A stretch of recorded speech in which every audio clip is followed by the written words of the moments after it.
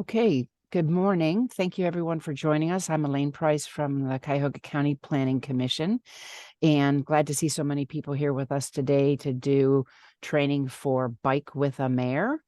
We are going to be led primarily by Jacob Van Sickle and Diana Hildebrand of Bike Cleveland. Why don't you guys wave so everyone knows who you are? We also have folks who ran Bike with a Mayor events last year. We have Deanna Bramer Fisher from University Heights. We have Angie Shaker and Rich Parker from Solon. And we have Dan Feinstein from Shaker Heights. So I'm going to turn it over to Jacob now. So Jacob and Diana, take it away. Elaine, appreciate everybody joining us today to learn a little bit about the Bike with the Mayor program. We're going to talk with you mostly about one, who Bike Cleveland is, obviously, because we're talking, but also kind of things to think about when you're organizing your ride.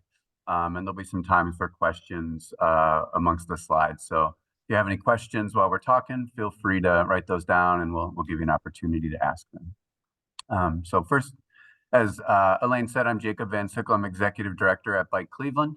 I've worked at Bike Cleveland for about 12 years. I'm a league cycling instructor, and we've been organizing group rides and neighborhood rides since our existence. Diana, do you want to introduce yourself? Hi, everybody. I am Diana Hildebrand. I am the Education and Outreach Manager at Bike Cleveland.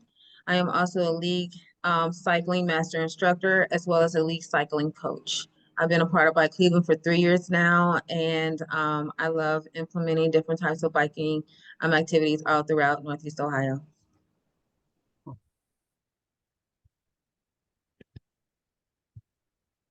right, so Bike Cleveland, we're a nonprofit organization. We're the organized voice for cyclists across the region.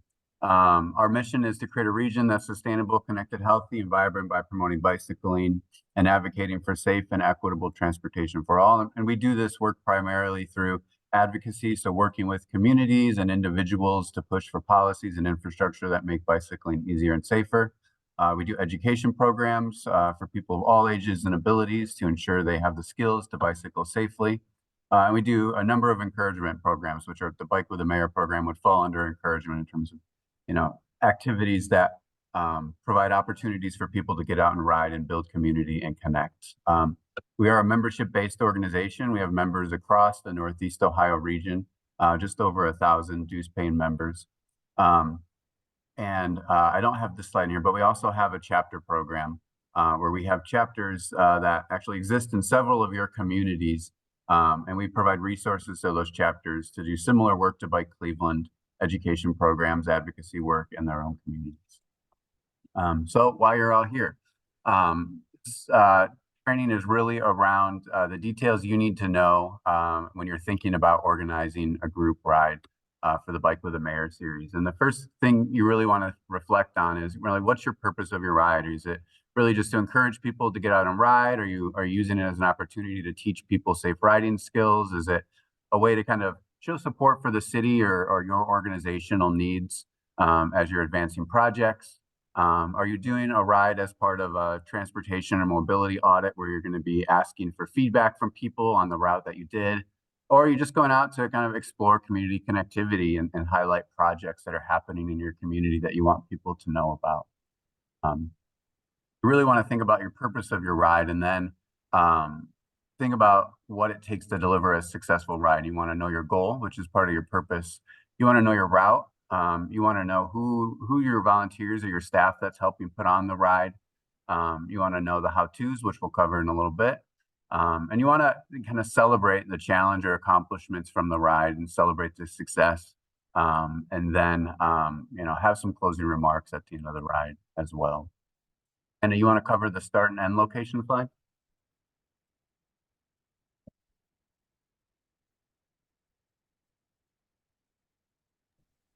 Diana, you're muted. Thank you, Jacob. So when choosing a location, you want to make sure that it's going to be large enough for the gathering, meaning a space that is big enough where you can have a person to help with fixing any type of bicycle issues, as well as where the participants will be able to locate you. and make sure that you have, well, a table or a tent so they can identify where the ride leaders will be if they have any questions. Also, you want to make sure that you have enough space for parking. If you don't have enough space for parking, looking for a location that will allow room and time for the cyclists that will be coming to the event, where they can park safely and ride to the start location. These locations are ideally like your city hall, public libraries, school locations, and some nice parks that we utilized from last year's bike ride. And also you want to make sure that these locations have access to water and restrooms. So be very considerate of where these locations is going to be. If they need to bike to a location such as a grocery store or a restaurant that will allow them to use the restroom, that is good enough as well. When choosing a date and time, the best times to gather a lot of people to participate in a biking activity would normally be on a weekend. But if you did have to consider a weekday activity, be very aware that, during the weekday, you might have to encounter traffic and or nighttime falling on us. But during the weekends, you have enough time where you will be able to host a early morning to a midday bike ride, which will allow you to provide a opportunity for this ride to last 3 to 4 hours. And when I say 3 to 4 hours, that is from start to finish. Start meaning gathering all the people. If there is a waiver that is online, making sure that those who did not sign the online waiver will have enough time to do so. Gathering their materials such as their water bottles, making sure that their bicycle is safe and sound. If they need to go to a person that is assisting during the bike ride, that helps with all bicycle related issues. And then you also want to think about the time of the year that you're going to be doing this. As we all know, that majority of our Ride with the Mayors normally happen during late spring, early summer, and sometimes run through the whole entire biking season, which is April all the way up to October. If you are thinking about doing bike rides later in that time, think about the weather and what they might encounter. And also giving them a fun experience afterwards, maybe a field day time afterwards, enough time that they can talk about the activity, or like we did last year, one of my favorite locations where we had ice cream. So when you're thinking about kind of organizing your ride, you want to think about what type of roles do you need to pull off a successful ride, and it really requires a team behind you. And the team are really around providing basic or advanced support to the riding participants, making sure people are riding safe and everybody is having a good experience, and to help make sure the flow of the ride is going well and keeping folks together. I'll let Diana talk about the specific roles on the rides. So, as you can see on this page, is that there are 4 key roles when providing a bike ride for those or your community. When you do a bike ride, it's always good to find people that have some riding experience that can definitely help and support you. So we're going to go a little bit backwards. We're going to start with the sweep and your co-ride leader. Your sweep is somebody who has the ability to basically ride from start of the ride to the end of the ride, making sure that everybody who's participating is all together. That person is going to be your communication person. And when I say communication person, they're going to see if there's any gaps. They're going to see if there's anybody lingering behind. And they're also going to tell you about any issues that is happening along this bike ride. Your co-ride leader is going to be your point person. The co-ride leader will make sure that they are constantly in contact with the sweep and the co-ride leader. And the ride leader. The co-ride leader will also ensure that the ride leader is very aware if they need to slow down or speed it up. Sometimes when we have a big group ride, we want to normally ride at a pace where everybody can, enjoy themselves and really take in the scene and have a great conversation with those who are participating. But sometimes our bike rides can get a little slow depending on the number of participants. So that co-ride leader is going to make sure that we know what speed we need to be at and how to maintain that speed.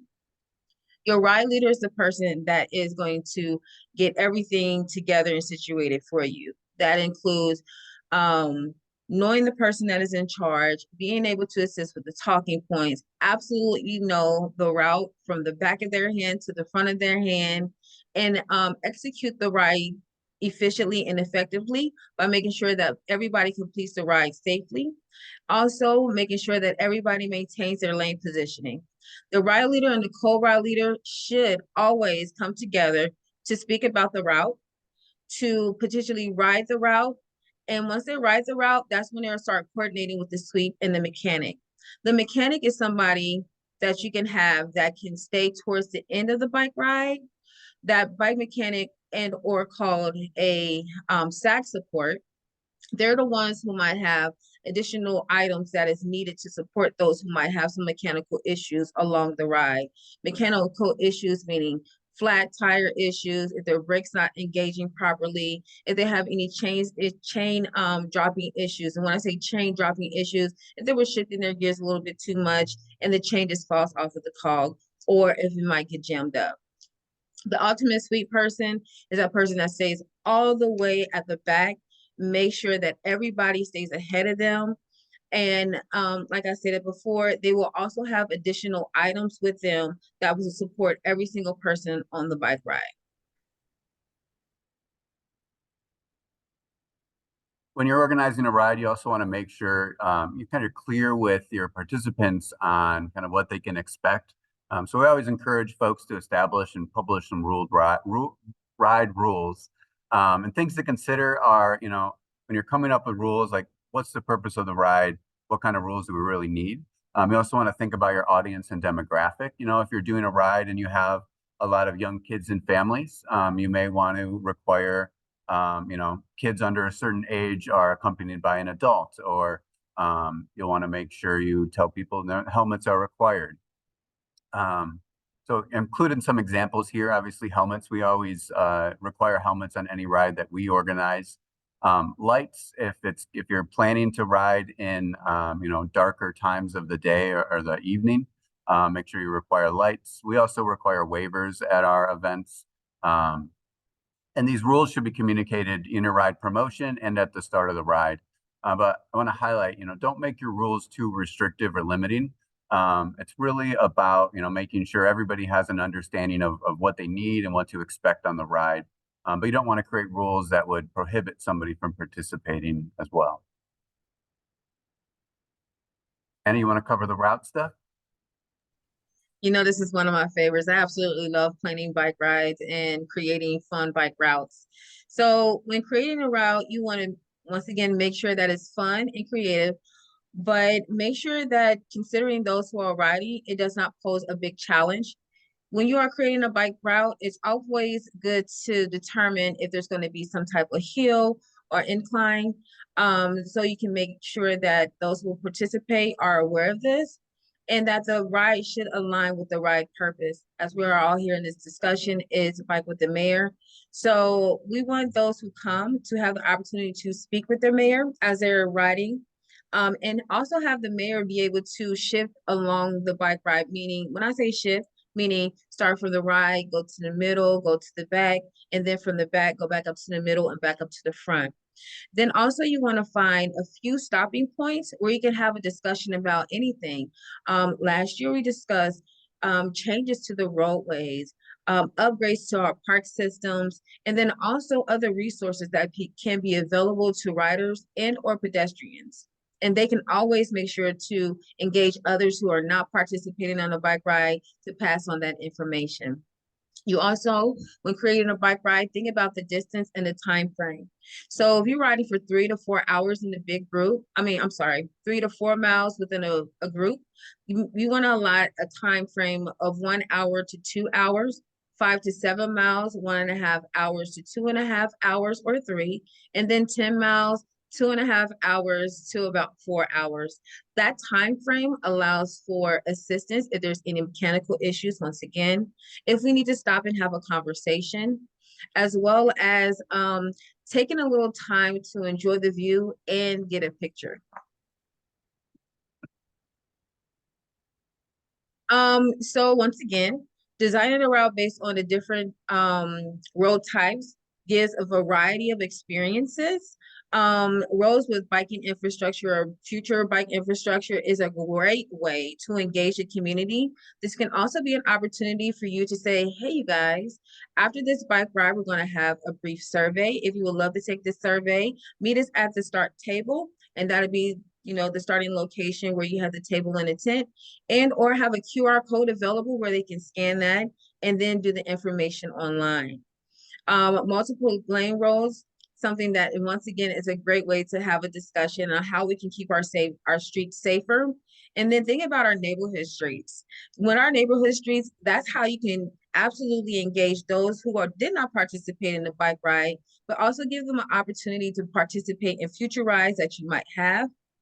And then if there's a trail available, I would say ride that trail. So many things are happening within our trail systems in Cuyahoga County that it will be absolutely amazing to do a bike ride along those trailways and start talking about the differences in the upkeep and the upgrades that we're constantly making. Also, as we go through the Bike with the Mayor process throughout the cycling season, you definitely want to add in an easy ride, a medium to easy ride, a medium ride, and then someone that could be a little bit challenging. You know, sometimes I hear a lot that our mayors are cyclists, so I want them to meet that challenge. And then make this a once in a lifetime enjoyable situation where, you know, riding along the lake on the trail system and seeing something that most people would normally not see will be a life-changing experience for them.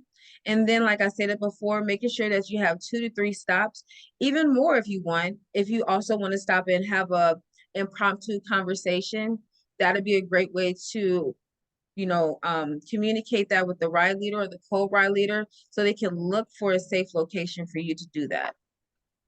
And in terms of timing with stops, we usually say, you know, a stop will take 10 to 15 minutes, depending on your group size and how many talking points you have at that specific stop. So as you're putting your route together and your timing, make sure you keep that in mind as well.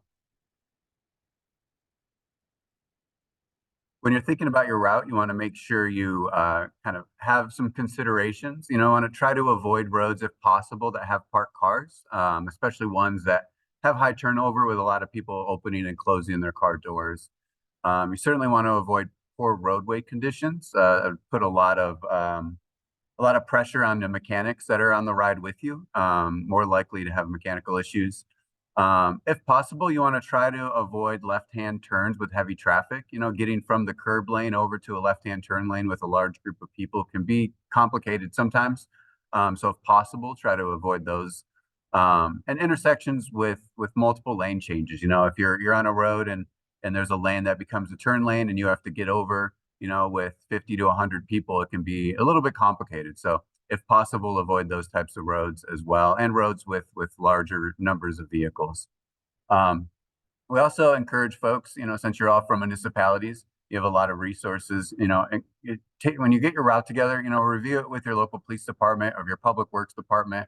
One, to make sure there's no pending construction coming up, or two, just to get their feedback and make any edits that they may have. When we plan routes, we always use a program called Ride with GPS. They do have a free option.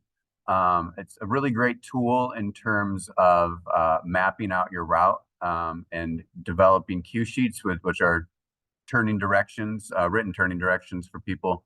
There are other tools you can use like Map My Ride or Google Maps, but I'm a big fan of Ride with GPS and the capabilities they have that they give you when you put your route together.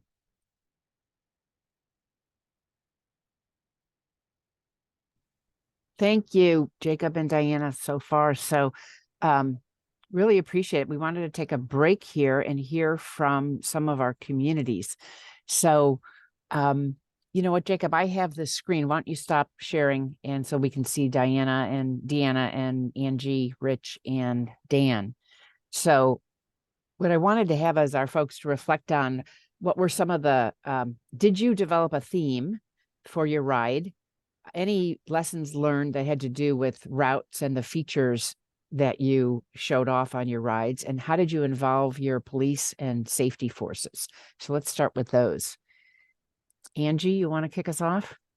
Sure. So we didn't have a theme. It And was this is, I'm sorry, Angie from Solon. Yep. Thanks, Elaine. We didn't have a theme. This was our first Bike with the Mayor event in Solon hosting it. It was a great turnout. We had, well over 150 people. Everyone had a great time. But we really focused on just kind of the logistics, planning the route, and getting the volunteers together, and then and the communications around it. But one point that Diana mentioned, which I thought was a good point, is tell the mayor not just to stay at the front of the group, to kind of shift throughout the group so that he can interact, or she can interact with everyone. And there's also no expectation that they're going to be guiding the route, because that was the first time our mayor actually rode that particular route and wasn't sure which way to go. So it is important to have somebody in the front. And yeah, we utilized our bike patrol officers, and they were just wonderful, and just, keeping everybody safe, and also interacting with all of the riders, which was really great.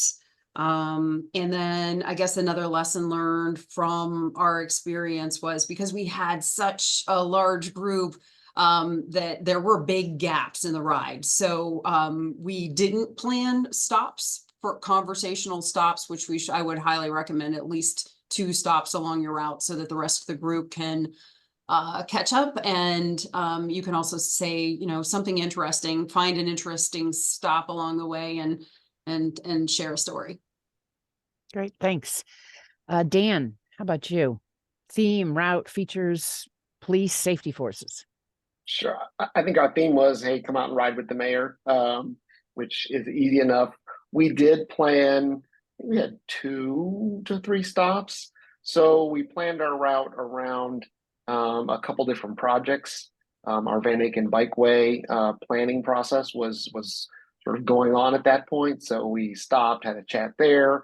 We made sure to ride up and down that road, and everybody can feel what it feels like, and and envision what it might be in the future. So that was a good spot to stop, talk, then ride it, then get a little feedback. Almost another feedback session for our planning. And then one thing, we did not get the kind of turnout that Solon got. So this year we're already coordinating with the Heights Bicycle Coalition, which is a Bike Cleveland affiliate that already does rides in the Heights area, right?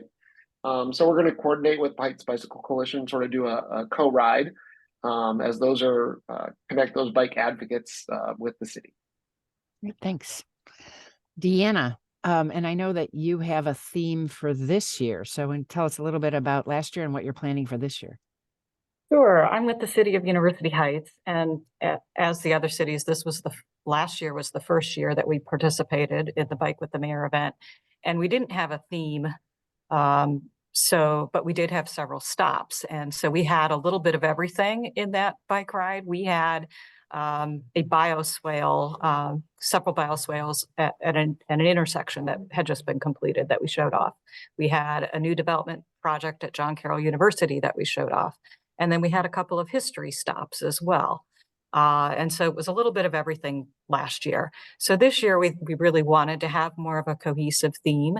And because we're focusing a lot on sustainability this year, and we see that there's a lot of overlap with those who are interested in bike riding and those who are interested in sustainability in general, we wanted to showcase some of the homes in our community where the owners have installed solar power. So we have 4 residents this year who've agreed to be stops on the tour. We plan to stop at each of these 4 homes where they've installed solar, and have the owners speak a little bit about their project, tell us about how the implementation of their project, the benefits that they are seeing, and share their knowledge about solar power on their homes with their fellow residents, which we find is the best way for people to learn about these kinds of things. And then in addition to that, we have a community garden at Gary Elementary School that we are going to be showing off as well. And we've got the leader of that garden who's going to meet us there and give us a tour of that garden. So the theme this year is sustainability, particularly solar power. And we think that'll be great. So, you know, there's lots of different ways to organize a tour like this. Could be about development, could be about history, or you know, any other feature that you're proud of in your community that you want to show off. And who knows what we'll do next year. And we also had our safety forces involved with the ride. So our bike patrol was on the ride, which was very helpful in terms of some of the positions, the sweep, the mechanic, you know, those safety roles that you need to have filled. We were able to do that with our own police officers. And so that worked out very well. Great. Great. So you've been hearing, I think getting your police involved is super important. And on the different rides I've been on, some of the communities have had officers on bicycles, officers in patrol cars. Hey, could we, I'm picking up some conversation. So if everyone who's not part of the presenters could turn your microphones off, that would be helpful. Thank you. Let's talk about promotions and engaging businesses. Angie, I'm going to toss it back to you. You got 150 people. That was the biggest one we had so far. I want you to talk a little bit about how you promoted it, and then also if you had any businesses engaged. Yeah, so I think it was very helpful having like our local coffee shop involved. They brought a truck out and provided free coffee. And also, you know, put up flyers in the coffee shop about the bike ride. So it was promoted, you know, several weeks, if not months in advance of the ride, which was helpful. We also had Bike Solon involved as well in ours, and they provided water bottles to all of the riders who showed up, which was really nice. Bike Solon water bottles. We engaged Pulp Culture Clee, which is a dessert shop, a destination dessert shop, and they provided tickets for all of the riders who finished the race. They got a free dessert at Pulp Culture, which worked out really well. So it was just, you know, it was really fun. And then there was like a kind of a celebration at the end when the group got together. We didn't just break up. So it made it very nice. How about social media, newspaper? How did you get the word out? Yeah, a lot of social media, and we tagged a lot of businesses, you know, the participating businesses, Rich Parker at our Solon, our parks, our Solon Community Center promoted it. Our Center for the Arts promoted it. We just had a lot of groups that helped us, you know, share the information. Our local reporters also reported on it, and some even rode it, took part in the ride, which was really fun. And yes, getting pictures is so important, and making sure that you schedule people to take those pictures is a very big deal, because, you know, you don't want to have to like race and stop during the ride. So if you have people set up at different areas throughout the route, that's a big help too. So you can get really great pictures. Great. And I'm going to turn it over to Dan to comment on the same, but photos are great. And if you notice the photos that Jacob and Diana are showing, these are all ones that came from last year's Celebrate Trails event and or some of the Bike with the Mayor events. So the pictures that you take during your 2024 ride, think about how you can use them for promoting another ride in the future or anything else that you and your mayor and your city council people want to promote. So again, Dan, how'd you all promote, or how will you promote this year, and any business engagement? So we promoted mostly with social media. I don't think we had any print. We didn't have the idea of having maybe your son reporter show up and do that is great too. I think we're going to try to do that this year. But mostly did social media promotion. We did not involve we only involved our bike shop in town. So Century Cycles, which has since closed, was in Shaker Heights last year. And so we had them at our start, and they were our mechanic, so forth. But we'll have to be a little more creative this year since they're not around anymore. But that was the way we promoted. And I think this year we're going to use the Heights Bicycle Network, their coalition, to help promote as well. Great, thanks. Deanna. Yeah, I mean, we promoted it every way we could, right? We've got a city magazine that comes out a couple times a year, so we had an article in that magazine. We have a weekly e-newsletter. It was promoted in there. We're fortunate to have the Heights Observer in our community, so we had an article in there. Social media was big as well. And then promoting it on our website. We had the sign up form on our website, including the waiver, so people could fill it out in advance, which was very helpful, because we didn't have too many people then that had to fill it out on site. And that just saved a lot of time at the event itself. So every way that we could promote it, including engaging our local businesses, posting flyers at the businesses, working with community groups such as Heights Bicycle Coalition to help spread the word, getting it on community calendars and that sort of thing. We were fortunate we had a local pizza place that had just opened up, and they provided pizza for the participants after the ride. So we had a little pizza party after the ride. And the city also produced some new swag specifically for the event, a new sports pack with the University Heights logo. And we handed those out to every participant.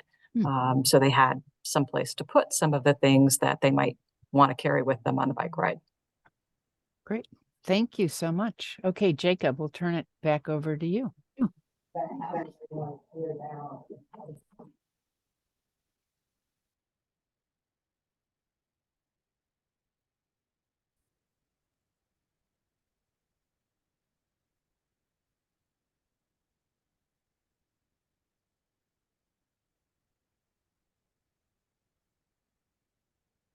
We lost volume.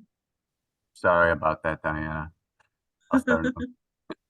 All right, so now it's ride day. You got your route, you know the date, and you have your volunteers in line. And here's some ideas of things you want to make sure you bring and do on ride day. So you want to make sure you bring your supplies, bring a check-in table, clipboards and pens. I know in Euclid, they utilize the city hall, so folks were able to kind of come in and fill out their waiver and mingle and use the bathroom and get water before the ride. Make sure you have your printed waivers for folks that show up on site to join. We always ask one of our volunteers to bring a first aid kit just in case it's needed, as well as make sure some folks have some small repair kits with, patch kits, extra tubes, the basic tools you need to be able to fix a flat or make minor adjustments on people's bikes. And always make sure you have a bike pump as well. At least one, if not a few bike pumps there for folks to pump their tires up. Once everybody's there, you want to circle up your volunteers and participants and do some announcements. You want to obviously introduce your ride leader, introduce your mayor, anybody else that's there as well. Make sure you introduce your volunteers and your support folks so they know kind of who along the rides, giving them instructions and directions.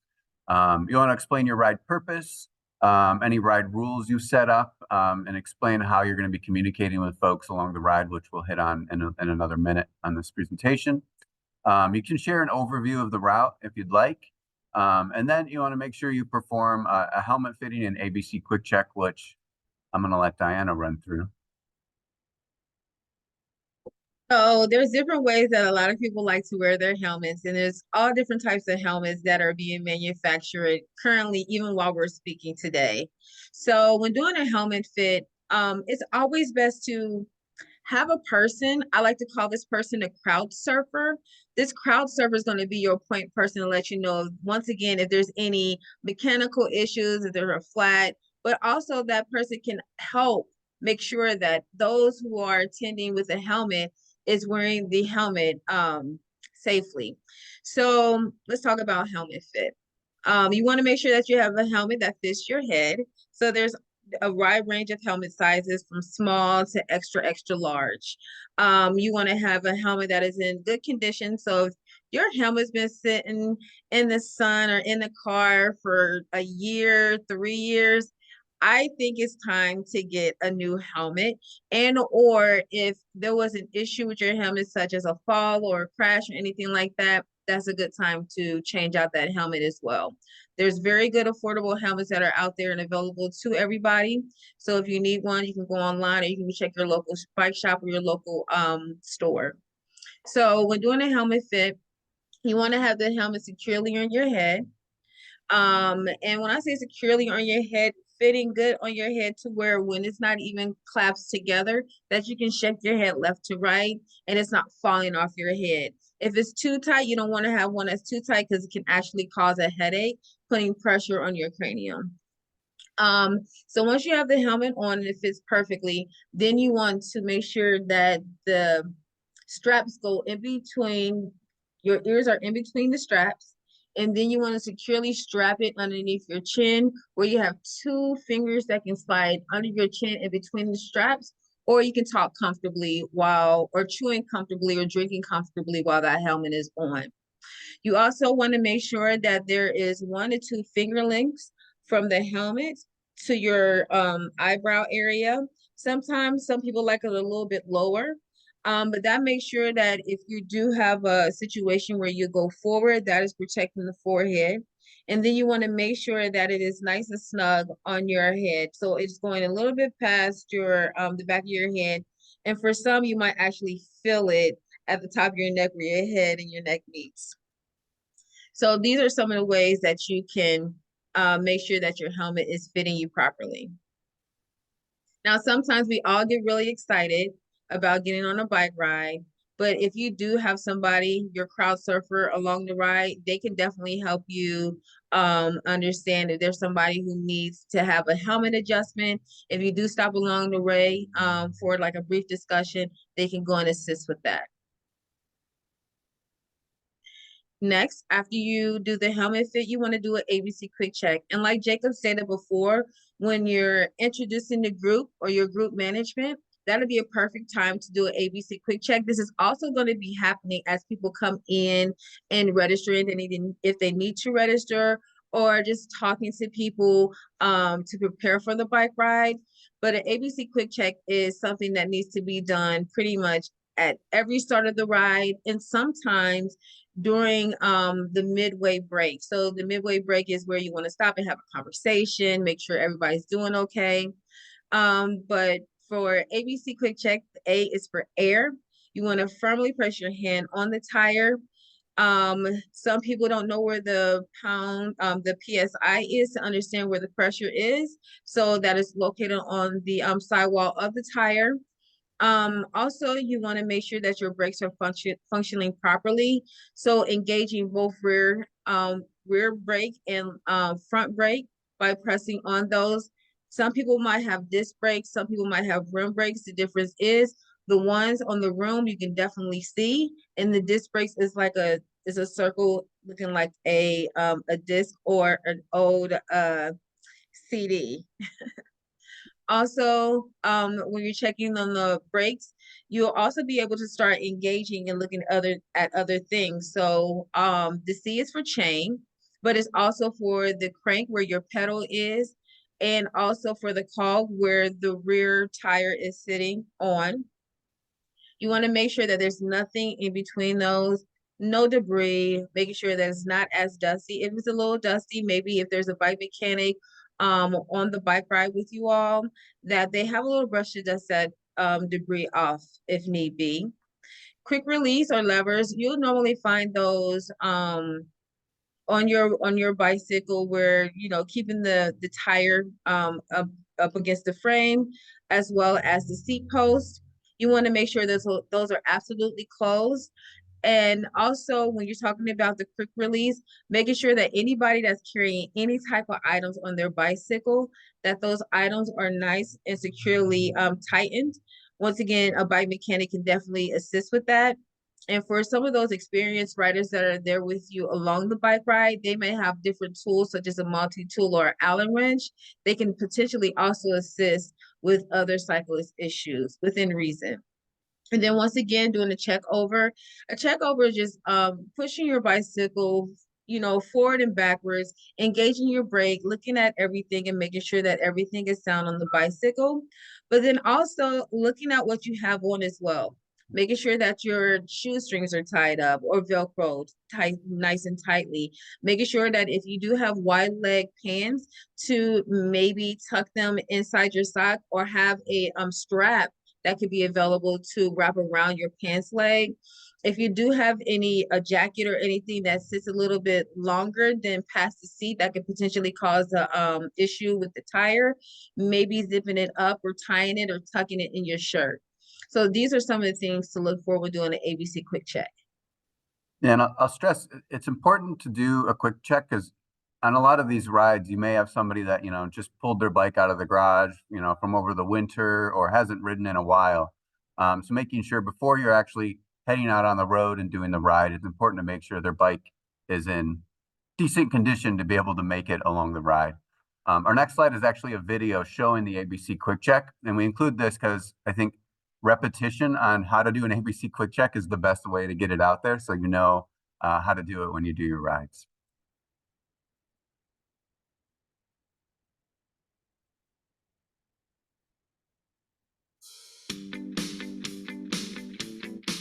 There's an easy way to make sure your bike is in good working order: the basic bike check. To check the air, push on the tires to see that they are properly inflated. They should feel hard to the touch. If they give, they need to be refilled.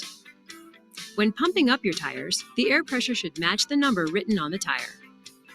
While you are inflating your tires, check them over for bald spots, damage, or loose threads. If you see any of these, it's time to get a new tire. For brakes, there are two things to check. First, look at the brake pads and ensure they are not worn out. When they have worn thin, they need to be replaced. Next, squeeze your brake levers firmly. There should be a thumb's width gap between the lever and the handlebars. If this gap is too small, the brakes need to be adjusted. You want your chain and gears to be running smoothly. Turn the pedals backward to test the movement and ensure that it's clean and not squeaky. Periodically, check that the cranks are not loose. If they are, tighten the bolt. If your bike has quick release wheels or a seat post, check and make sure they are firmly closed.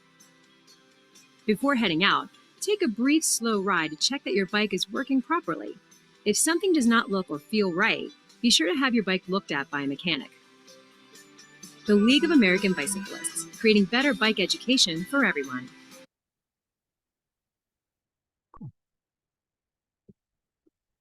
Another key thing to think about when you're organizing your ride is ride communication.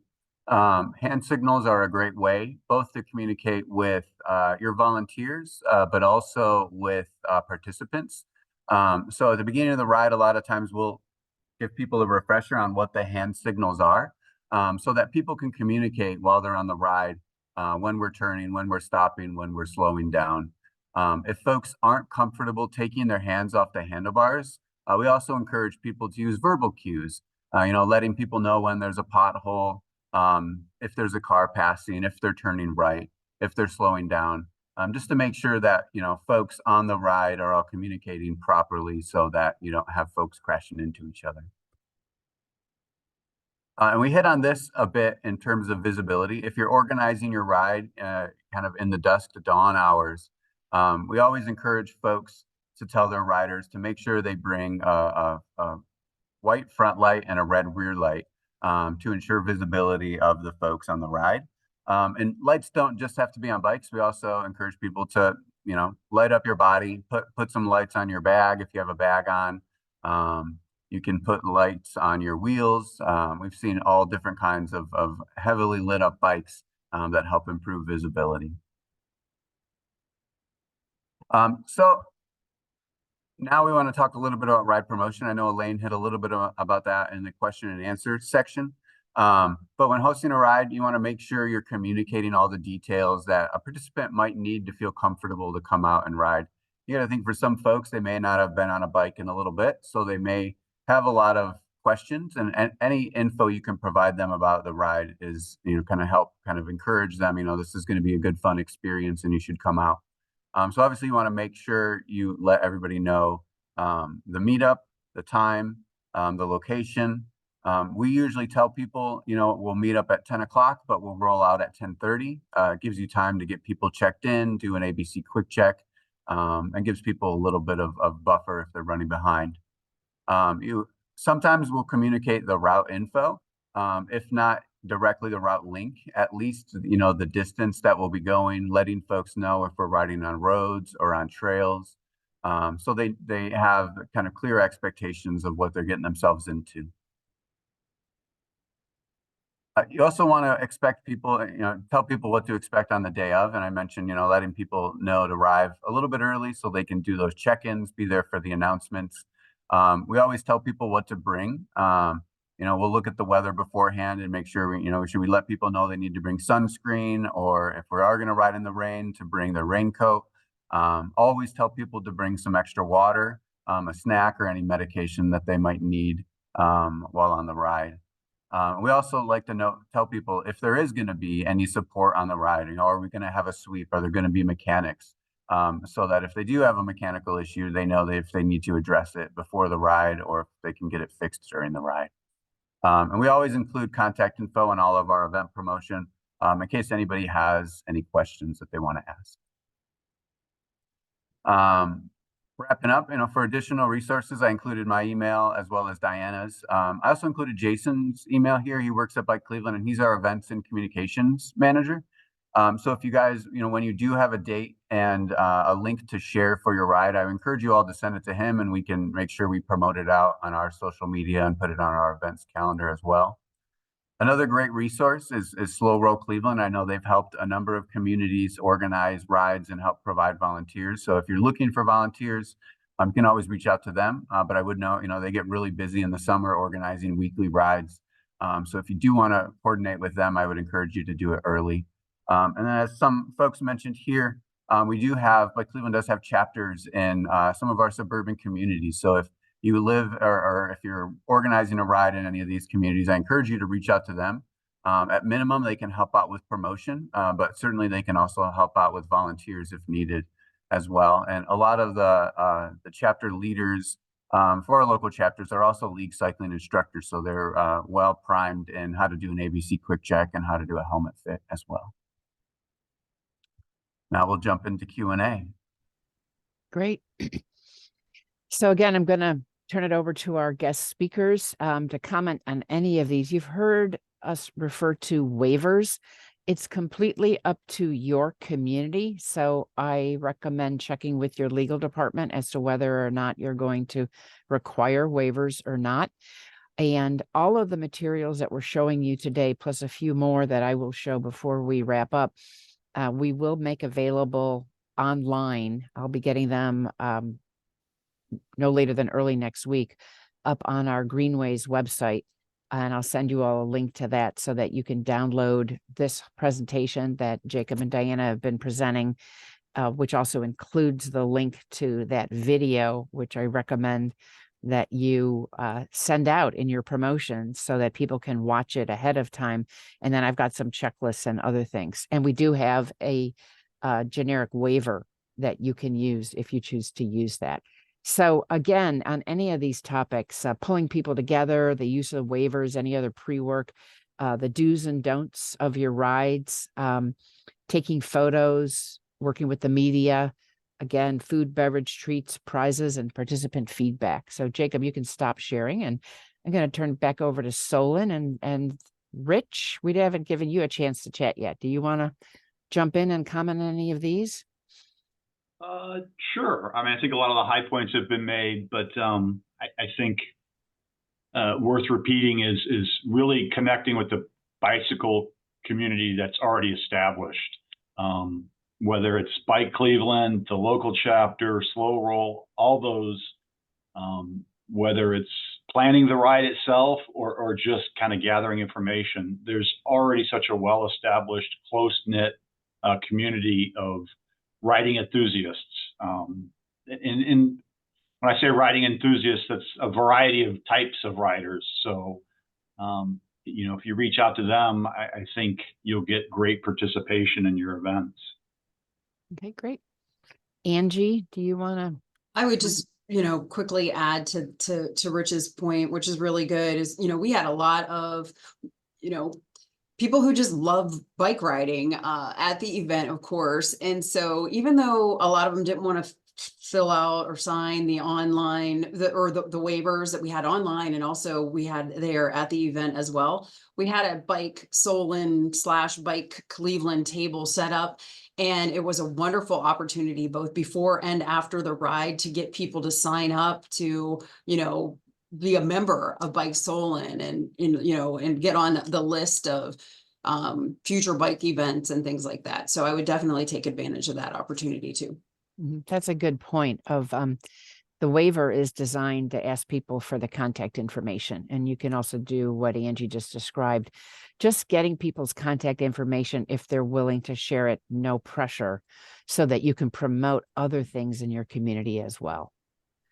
Dan, any of these topics you want to comment on? Sure, if I can unmute myself, sure. I think lots of good comments. I want to congratulate Rich on having a bicycle stage behind him during this event. That's impressive. And then I think everything Bike Cleveland went through, the simple mechanics of this, make it successful.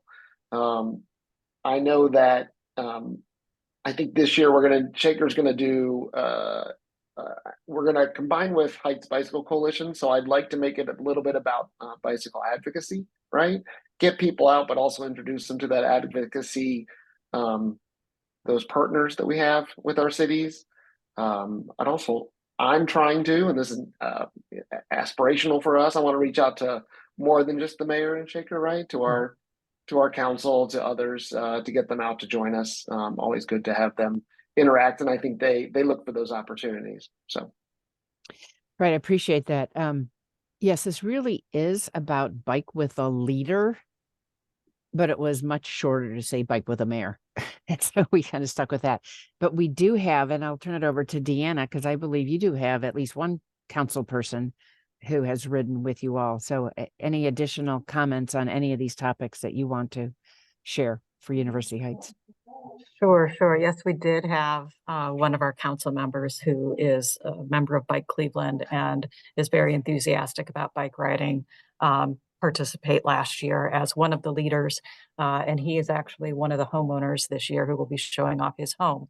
So that really leads into when we were talking about different groups that you can reach out to. One of the great things about having a theme is that you've got another audience. So you've already got the bike people, and you hope that with the bike ride, you're going to attract a lot of people who are interested in bicycling. And then if you think about what other messages or what other purpose you have for the ride, for example, if you really want to talk about your community's history, you would engage with that group as well. And so you've got that crossover there between the people who are interested in biking and the people who are interested in history. And so hopefully there's some overlap there, and you can get more people who are interested in history than interested in bicycling. In our case this year, because we're focusing on sustainability, we're hoping to get even more people who are interested in sustainability and solar power, interested in bicycle riding as well. So looking for the crossovers there to bring more people into the fold. Great, thank you. So I'll throw in a couple of comments as well. One of the reasons we are doing this is to promote the actual implementation, construction, development of the Cuyahoga Greenways network. So we led a planning initiative very much with Cuyahoga County Planning, but NOACA funded it, the Cleveland Metro Parks, and many, many other partners, including Bike Cleveland. And that plan was wrapped up in 2019, and it's a living document. And so we're looking at updating it. And as communities come forth and say, well, we hadn't thought about it 5, 6, 7 years ago, but now we do want to put a bike lane on this road, or we are thinking about a trail somewhere else. I have large laminated copies of the Cuyahoga Greenway plan, and I am happy to bring them if I come on a ride in your community or get them to you. So we are asking that within your Bike with the Mayor event that you do recognize the Cuyahoga Greenway plan, and particularly point out to your residents any of the routes that have been identified for your community. So a lot of this is about taking people on roads, like Dan mentioned, on Van Aken and Shaker Heights, it's not terribly comfortable to ride on today, but as they do the road diet and the reconfiguration, it will be more comfortable in the future. So it's an opportunity to get people to develop a deeper appreciation for why we want to develop bike lanes, bike facilities, safer pedestrian crossings, and even off-road trails in our communities, and gain that community support. So keep that in mind, and make sure you connect with me. I'll get the large maps to you. Another point is talked about taking photos, and it's always great to have as big of a group photo as possible.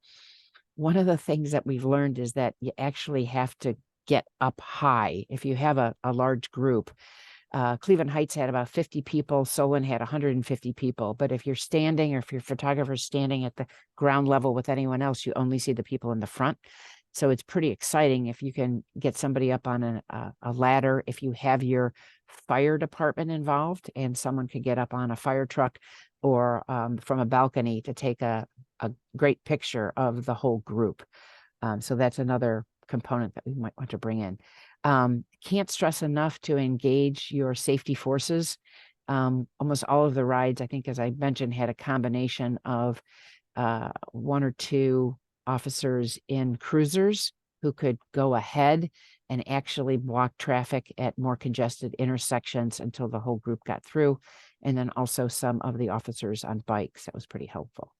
So I am going to share my screen and show you the checklist that we have developed, which is, again, one of the materials that I will make available to you.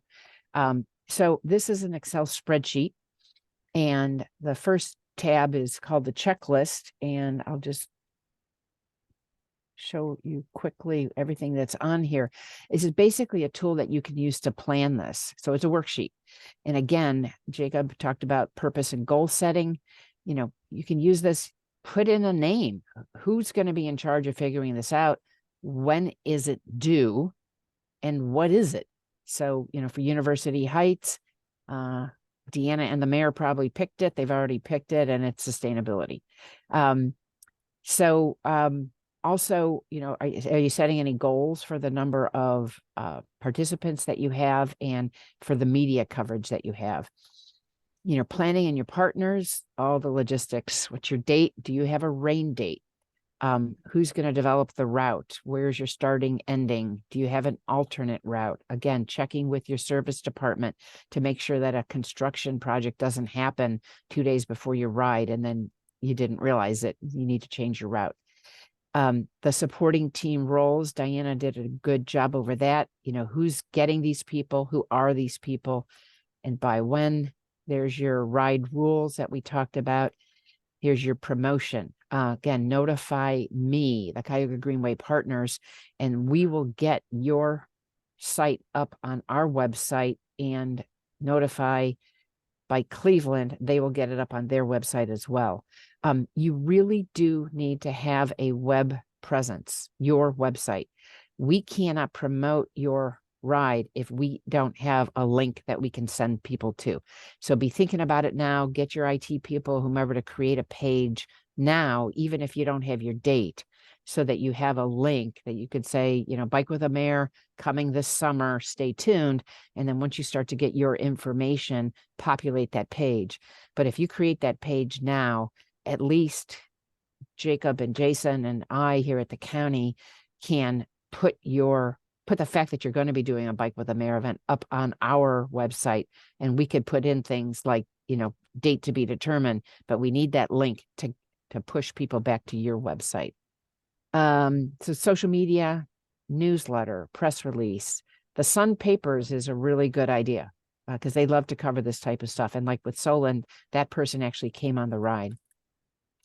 Here's your registration stuff. If you're going to do registration, we don't require it at all.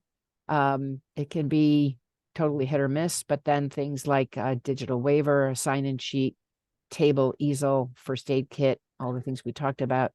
Then your ride day, Here's the, checklist for everything that you want to do then.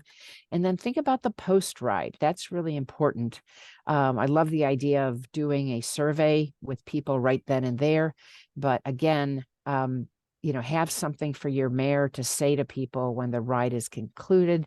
And then the wrap-up sheet, and I'll show you that in a second. We also, the second tab in this worksheet are ideas for photos.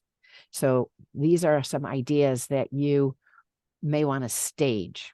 You want to capture, but you may want to say, group photos, get solo shots of the mayor with helmet, without helmet, mayor plus 2 to 5 residents, small group shots, city council people, same thing, group shots. Each of the areas that you're highlighting along your tour, if you're showing off the house with the solar panels on, you want to get photos of that. And then finally, this is helpful for us, is the little worksheet. It's already created. All you have to do is drop in your date, when you launched your promotions, how many participants you had, how many of those were residents, if you can tell, businesses. Did Chris Ronayne, he's going to try to come to as many of these as possible. Did he come? Other elected officials, etc. If you could just fill this out and email this back to me, because I'm tracking and tabulating and collating this information on a countywide basis. So really helpful. So I'll stop sharing. This is, these are the resources that are available to you. Oh, I guess I do have one more. Basically, we have a PDF version of the PowerPoint that Diana pulled together with a little more commentary in it. So it's become like a manual or a handbook on how to do a Bike with the Mayor event. So all of these will be available. I have your email addresses. I will send out a link to our page when all of these items are up so that you can download them, and we'll just keep promoting. Does anyone have any questions?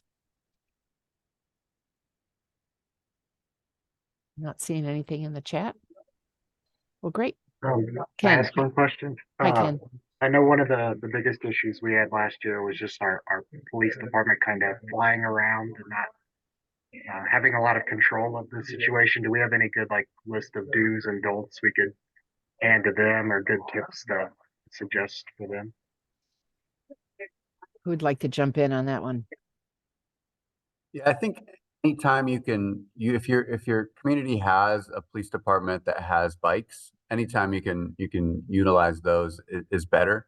I think a lot of it is, if you're utilizing police vehicles, we've had complaints from cyclists on group rides where this used to happen in the city of Cleveland before they had a bike unit. You're on your ride, and as you hear our police cars zooming back and forth to try to get to the next intersection. I don't know the details on how, the best way to do it with police cars, but I think having a front police officer in the front, and having one in the back, and then having them trade off as they can. You still have those opportunities where police are kind of going ahead of the ride to get in front, but I don't really know if there's any other way to do it aside from, how you're routing the ride and avoiding those complicated intersections where you might feel the need to have a little bit more protection. The other thing is, if you have enough volunteers, we have used volunteers to kind of cork intersections in the past. We did that last year with Euclid, when we had a good group of volunteers, and that works out pretty well. And it's pretty standard. It's actually what the police on bikes do when they participate in our rides. Mm-hmm. I think that's a great question. I think one of the key things is to get your police force involved early, have them understand the route, actually ride the route and or drive the route, because one of the things that they can do is they could take alternate streets to get to the next intersection. So they're not always just blowing by the riders, but when they trade off, they might, take a shortcut, take some side streets or something to get up to the next intersection, so that it isn't quite so dominant. And one thing that they did in Bay Village, and this obviously requires, maybe more than 2 police officers, they actually put police officers at the key intersections, and they were stationary. So when the route came through, they were able to kind of direct the traffic through. So if you have, just a small number of intersections and have enough police officers to be able to do that, it's a good option as well. Mhm.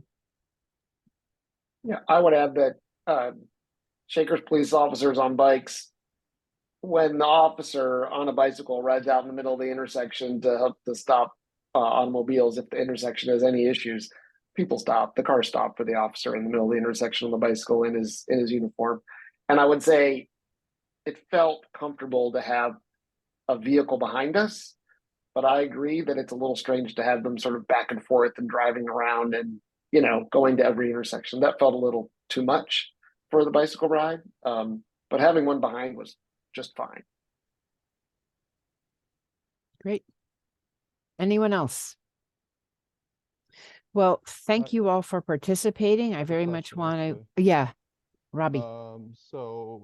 Here in Lakewood, we're trying to put together a Bike with the Mayor and get as many city council members involved. However, we do have some city council members that are, let's say, a little bit less experienced in riding, might not even have a bike.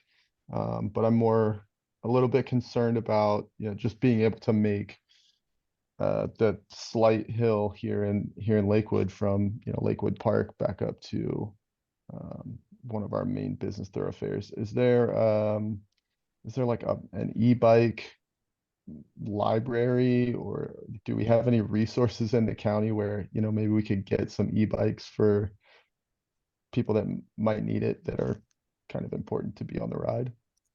That's a really good question. I can check into that. To my knowledge, we don't have an inventory of e-bikes. And I don't think that the bicycle co-op has e-bikes at all either. But I do know that they are, gosh, Jacob, can you help me out here? I know that we have ODOT coordinated renting a bunch of them a couple years ago when we did a group ride. Yeah, we've worked with groups. We haven't done this with Bike with the Mayor, but you could reach out to some of the shared mobility providers if they operate in your community. That's a key thing. If they don't operate in your community, they can't bring them in because they won't work. But we've worked with like Bird and Lime to bring out e-bikes for different education activities that we've done. And they're generally pretty open to it. But again, they have to be able to operate the bikes specifically in your community. And I don't know if that's true for Lakewood right now, at least. It is not. Okay. I think the other thing that we do want to share is we're calling this Bike with a Mayor, but we have some mayors who don't want to ride. And so this can also be a Hike with a Mayor event. So we encourage all communities to think about doing one of each. And the other thing that we are telling folks is if we have people who, for whatever reason, can't or don't want to ride, we still encourage them to show up at the beginning, to greet people, to be in the photos, and to be there at the end to hear their thoughts. So it's perfectly fine for a mayor or city council people to say, I think this stuff is great. I broke my ankle. I cannot come with you, but let's want to hear your thoughts now. And I want to hear your thoughts when you return afterwards. So it's an option too. Anything else? Well, thank you, everyone. I want to thank Jacob and Diana from Bike Cleveland for putting this together. It's great. I want to thank Deanna, Dan, Angie, and Rich from our communities for sharing their experiences. And reach out to me anytime you have any questions about this. I will get an email out to you all with the link to where to get these other resources and tools. Thanks so much. Great day. Thank you.